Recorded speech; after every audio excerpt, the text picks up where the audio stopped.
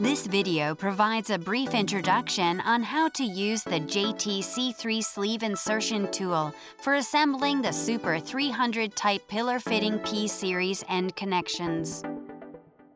The JT-C3 tool consists of 3 subcomponents. The JT-C3 package includes holders for tubes and sleeves for various sizes. For any particular size, the technician would need to prepare a corresponding size of the sleeve, tube, fitting, and the spanner for tightening the union nut. Now we will explain how to assemble the Super 300 type pillar fitting.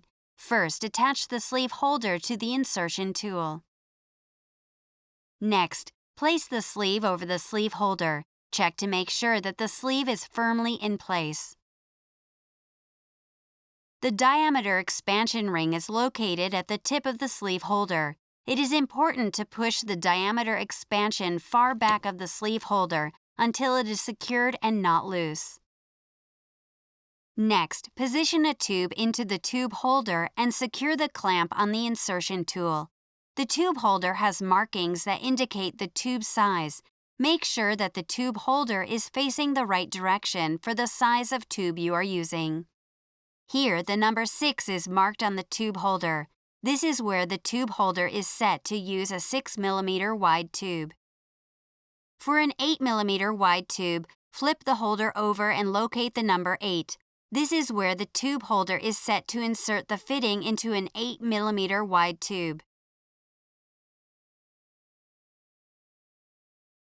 This is the minimum length of the tube in the insertion.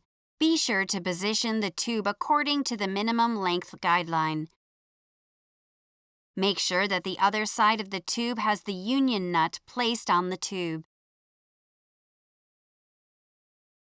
To lock the tube in place, slide the insertion tool shaft until the leading edge of the diameter expansion ring is 1 to 3 mm inside the end of the tube.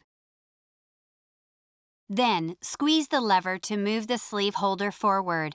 The sleeve is fully inserted when the tube reaches the stopper on the sleeve.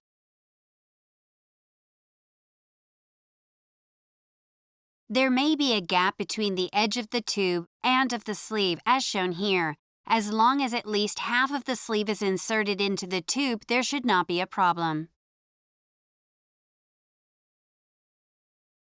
Now, the tube with an inserted sleeve can be assembled into the fitting and tighten the union nut. Tighten the union nut by hand as much as possible before tightening it with a correct size wrench until an audible click is heard from the gauge ring on the fitting. This sound indicates that the union nut is sufficiently tightened. To disassemble the fitting, first fully detach the union nut from the fitting. Turn the tube in a circular motion until it can be pulled out of the fitting.